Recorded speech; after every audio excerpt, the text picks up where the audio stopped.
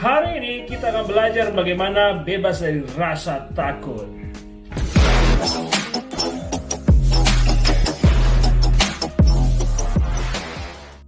Alright, welcome kembali dalam program saya You Need to Know. Dan hari ini kita akan berbicara bagaimana supaya bebas dari rasa takut.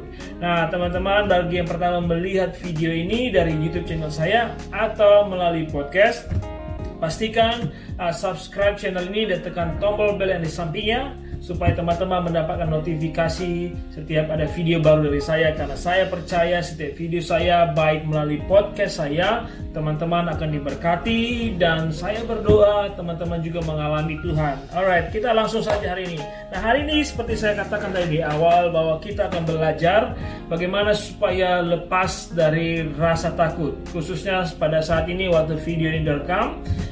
Kita sedang mengalami ada masalah besar secara global, yaitu pandemi COVID-19, itu wabah virus corona yang menakutkan banyak orang, dan banyak orang takut, bahkan ini menggoncangkan dunia. Ya, bukan hanya menggoncangkan ekonomi, tapi politik juga tergoncang, dan bahkan mengubah cara orang untuk beribadah dan berkomunikasi.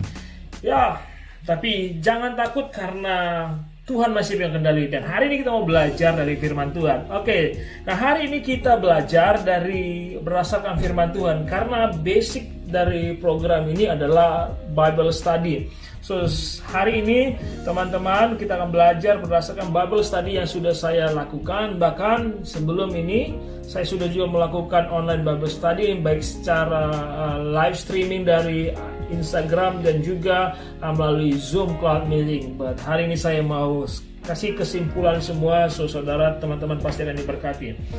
Alright, now yang pertama saya mau sampaikan bahwa ketakutan itu bisa melumpuhkan, membingungkan, dan mendatangkan malapetaka dalam tubuh dan pikiran. Nah, ketika hal ini atau ketakutan ini datang pada kita, maka ini membuat kita menjadi seperti kadang-kadang nggak bisa mau ngapain.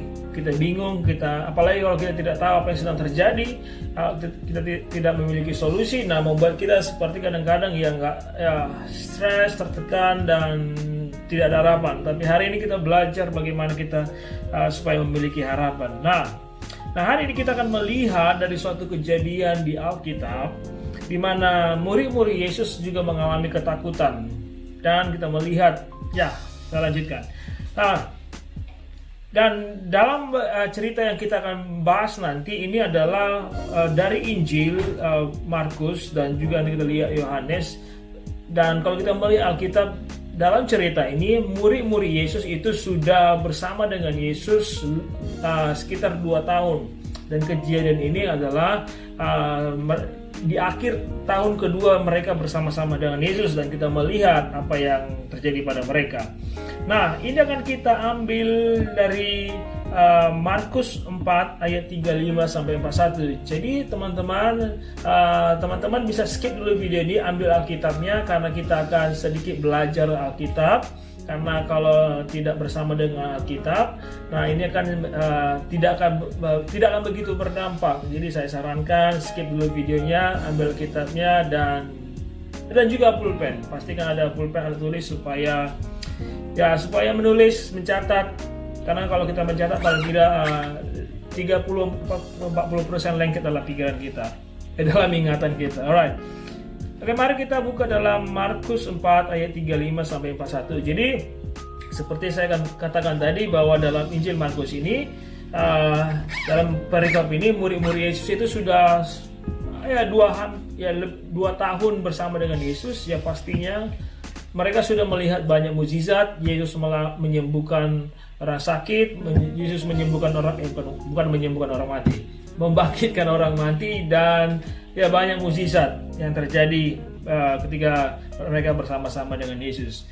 Nah, yang akan kita lakukan di sini adalah, yang pertama adalah ketika kita baca Markus 4 ayat 35 sampai 41 ini, yang harus kita lakukan adalah yang pertama, kita akan menggarisbawahi setiap referensi yang merujuk kepada murid. Nah, jadi kalau ada merujuk kepada murid seperti nanti mereka dan murid-murid. Nah, kita akan garis bawahi, kita tandai. Kenapa harus kita membuat tanda? Itu akan membantu kita untuk mengerti apa pesan firman Tuhan. Dan saya mungkin kedepannya nanti akan membuat video tutorial bagaimana saudara bisa self Bible study atau belajar Bible study secara pribadi. Saudara bisa menggali firman Tuhan secara pribadi, saudara baca firman Tuhan, dan bagaimana kita tahu apa maksud dari firman Tuhan itu. Oke, kita langsung sini dulu. Alright, yang kedua, tadi kan menggarisi kata-kata atau referensi yang merujuk kepada murid. Dan yang kedua, letakkan salib atau buat tanda salib kepada setiap kata yang merujuk pada Yesus, baik kata Yesus maupun kata ganti yang merujuk kepada Yesus. Dan yang ketiga, kita akan menggambar lingkaran bergerigi, seperti lingkaran yang bergerigi, mungkin seperti gambar durian. Nah, mungkin teman-teman bisa lihat ini karena ini bukunya nampak agak, saya harap nampak. Oke, nah seperti durian, jadi gerigi dia. Alright, nah, oke, seperti saya buat seperti ini. Saya harap teman-teman bisa lihat. Alright, saya harap bisa lihat, fokusnya mudah-mudahan bisa nampak. Oke, nah jadi itu, supaya kita sama-sama mengerti. Oke, sekarang mari kita baca Markus 4 ayat 35 sampai 41. Oke, saya akan baca, dan setiap kali saya waktu membaca, saya menaikkan volume saya dan saya naikkan kepala, berarti itu yang harus kita tandai. Alright? Oke. Pada hari itu, waktu hari sudah petang, Yesus taruh tanda salib, berkata kepada mereka. Mereka itu di garis bawah, itu adalah merujuk pada murid. Marilah kita bertolak ke seberang. Mereka, itu murid Yesus, meninggalkan orang banyak itu lalu bertolak dan membawa Yesus. Yesus itu tadi ditaruh tanda salib beserta dengan mereka dalam perahu di mana Yesus telah duduk, dan perahu-perahu lain juga menyertai dia. Itu Yesus. Nah, sekarang ayat 37. Lalu mengamuklah taufan yang sangat dahsyat dan ombak menyembur masuk ke dalam perahu sehingga perahu itu mulai penuh dengan air. Nah, sekarang di ayat 38. Pada waktu itu Yesus, tandai dengan kata salib, ya pastikan ya, mencatat, jangan hanya lihat aja, jangan hanya lihat melalui video saja. Oke, saya kembali lagi ayat 38. Pada waktu itu Yesus sedang tidur di buritan di sebuah tilam. Maka murid-muridnya, garis bawahi murid-murid garis bawahi, dan nya itu adalah Yesus, ditaruh tanda salib, membangunkan dia itu Yesus, dan berkata kepadanya, nya itu Yesus, Guru itu Yesus, engkau, dan juga tanda salib, engkau tidak peduli kalau kita itu adalah murid, ya, kita garis bawahi, kalau kita binasa. Ayat 39. Ia pun bangun. Nah, ia itu adalah Yesus. Ia pun bangun, menghardik angin itu dan berkata kepada danau itu, diam, tenanglah. Lalu angin itu reda dan danau itu menjadi teduh sekali. Lalu Yesus berkata kepada mereka muridnya, garis bawahi, mengapa kamu itu adalah murid-muridnya, begitu takut? Nah, takut ini dilingkari, tapi lingkar bergerigi seperti durian. Mengapa kamu itu murid Yesus, kamu tidak percaya? Dan ayat 41, mereka itu adalah murid Yesus, garis bawahi, menjadi sangat takut kembali, lingkari dengan lingkaran bergerigi, dan berkata kepada seorang kepada yang lain. Seorang kepada yang lain itu adalah merujuk pada murid Yesus dan bisa digaris bawahi. Karena siapa gerangan orang ini sehingga angin dan danau pun taat kepadanya. Jadi siapa gerangan orang ini? Orang ini adalah Yesus, sehingga angin dan danau pun taat kepadanya. Nyanyi itu adalah Yesus Kristus. Oke, nah sekarang kita mau Bible study, melihat kebenaran firman Tuhan. Nah, kita akan menjawab beberapa pertanyaan yang akan menuntun kita mengerti apa sebenarnya maksud Tuhan di sini, dan aplikasinya pada kita saat ini, bagaimana supaya kita bebas dari rasa takut. Oke, hampir saya lupa judulnya. Oke, nah yang pertama adalah apa yang para murid alami. Nah, menurut mereka apa yang akan terjadi? Nah, yang dialami oleh murid-murid Yesus pada saat ini adalah mereka ketakutan, ya. Jadi mereka sangat ketakutan, karena kalau kita melihat di sini di ayat waktu mereka membangunkan Yesus di ayat 38, Guru, engkau tidak peduli kalau kita binasa. Jadi mereka sangat takut, dan karena situasi mereka itu sedang berada di ayat 37, lalu mengamuklah taufan yang sangat dahsyat dan ombak menyembur masuk ke dalam perahu. Jadi ada taufan yang besar, ada ombak yang menyembur dan masuk ke dalam perahu, artinya mereka sebentar lagi akan tenggelam. Itu sebabnya waktu membangunkan Yesus, mereka berkata, Guru, engkau tidak peduli kalau kita binasa. Jadi mereka ketakutan pada saat itu. Jadi itulah yang terjadi kepada mereka. Dan mungkin ya sekarang, kalau kita melihat situasi kita sekarang, ya kita melihat ada wabah sekarang, kita di tengah-tengah wabah virus corona yang penyebaran sangat masif dan sangat cepat, dan kita ketakutan, dan ancamannya ya itu bisa merenggut nyawa kita, dan itu yang kita alami, dan ya sangat menakutkan. Nah, tapi kita mau belajar bagaimana kita bebas dari rasa takut. Oke. Nah, pertanyaan kedua adalah di mana Yesus dan apa yang dia lakukan? Jelaskan apa yang terjadi. Nah, kalau kita melihat di sini apa yang dilakukan Yesus dan di mana Yesus, kita melihat ayat 38 tadi. Pada waktu itu Yesus sedang tidur di buritan di sebuah tilam. Saudara, di tengah badai Yesus tidur. Dan tidurnya pasti nyenyak karena dia tidak bangun pada saat badai. Yesus bangun hanya karena murid-muridnya membangunkan dia. Nah, artinya saudara, Yesus tidur, dia tenang. Ya, kita akan lihat. Jadi saudara, artinya di tengah-tengah badai kita, di tengah-tengah yang kita alami, Yesus bersama dengan kita dan Yesus tenang. Itu sebabnya kenapa kita harus berharap sama Yesus, karena Yesus tahu apa yang terjadi dan dia sudah merencanakan segala hidup kita. Alright, dan kita lanjut yang pertanyaan ketiga. Dari apa yang baru saja Anda baca, apakah Anda menggambarkan emosi yang diperlihatkan oleh para murid sebagai hal yang normal? Respon alami mengingat keadaan atau melihat keadaan?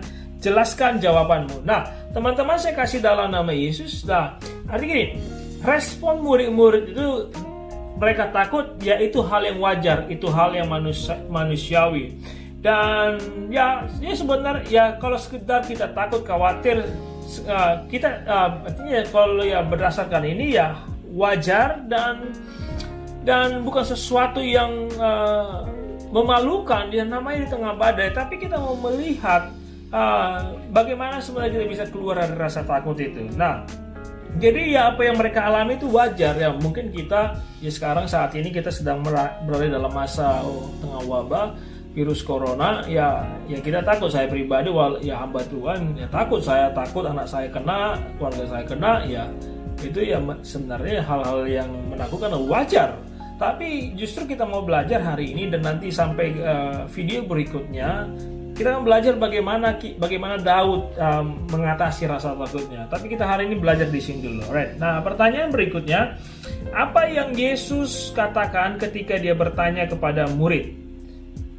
Mengapa kamu takut? Bagaimana mungkin kamu tidak memiliki iman? Oke, nah, waktu Yesus dibangunkan, ya Yesus bangun. Dan Yesus waktu dia bangun, dia langsung menghardik dan menenangkan angin ribut. Lalu angin itu reda dan danau pun menjadi teduh. Nah, tapi kemudian Yesus bertanya kepada mereka, mengapa kamu begitu takut? Mengapa kamu tidak percaya? Nah, mungkin kenapa Yesus bertanya seperti itu? Kenapa Yesus bertanya itu? Karena begini, kalau kita melihat dari ayat pertama, ayat 35, pada hari itu waktu hari sudah datang, Yesus berkata kepada mereka, mari kita bertolak seberang. Artinya, Yesuslah yang mengajak mereka. Yesuslah yang membawa mereka. Artinya, seharusnya mereka tidak takut karena mereka tahu Yesus ada di sana dan Yesus yang mengajak mereka. Dan tadi kan kita sudah bahas bahwa cerita ini adalah pada tahun kedua, atau mereka sudah selama 2 tahun, bahkan ini di akhir tahun kedua mereka bersama-sama dengan Yesus. Mereka sudah melihat mukjizat, yang mati bangkit, yang sakit sembuh. Artinya mereka seharusnya dengan melihat semua itu, mereka harusnya percaya, mereka harusnya tenang. Nah, kalaupun mereka membangunkan Yesus, mereka harusnya tenang, tidak sampai keluar kata, tidak tahukah kamu kalau kita akan binasa? Nah, seharusnya seperti itu. Makanya Yesus bilang, di ayat 40, mengapa kamu begitu takut? Mengapa kamu tidak percaya? So, ini yang menjadi poin Yesus bahwa aku kan ada di sini, ngapain kalian takut? Dan aku yang ngajak kalian. Kalau saya mulai kasih bahasa sehari-hari. So, saudara, kalau kita sekarang ini, bukankah Yesus berkata pada kita, ikutlah aku, pikulah salibku. Dan sekarang kita adalah murid-murid Kristus, kita mengikuti Yesus, kita merenungkan firman Tuhan, dan kita tahu bahwa Yesus ada selalu bersama kita. Maka seharusnya kita tidak perlu takut. Jadi, kalaupun kita takut, itu hal yang wajar. Tapi, waktu dalam ketakutan kita seperti murid Yesus ini, kita panggil Yesus. Karena Yesus ada bersama dengan kita. Yesus tidak jauh daripada kita. Tapi yang bisa kita lakukan adalah belajar dari firman ini dalam situasi tengah-tengah badai, dalam situasi pandemi COVID-19 atau virus corona ini, kita panggil nama Yesus. Kita panggil Yesus untuk menyelamatkan kita. Kita berdoa kepadanya. Dan kemudian kita akan lihat pertanyaan berikutnya. Bagaimana seharusnya mereka meresponi dalam krisis badai ini? Dan mengapa? Seharusnya mereka itu tenang. Karena mereka sudah 2 tahun bersama Yesus. Mereka melihat mukjizat. Mereka bersama dengan Yesus. Seharusnya mereka tenang. Karena Yesus yang mengajak mereka. Bukan mereka pergi sendiri, tapi Yesus yang mengajak mereka. Dan pertanyaan yang berikutnya, apa yang Anda pelajari dari menandai 2 kejadian ketakutan?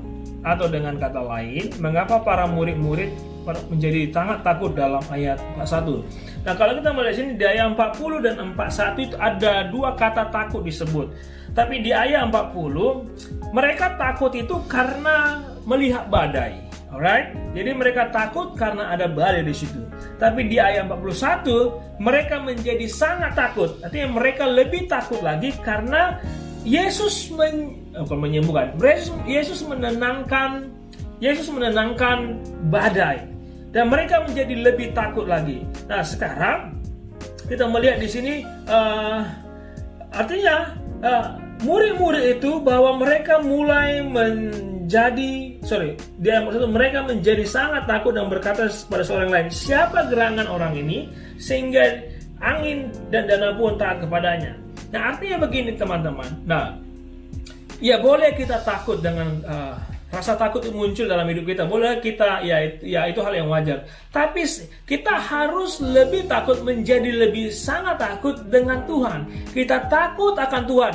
Nah, rasa takut kita itu kita tunjukkan dengan menghormati Tuhan, percaya kepada Tuhan, percaya pada janjinya.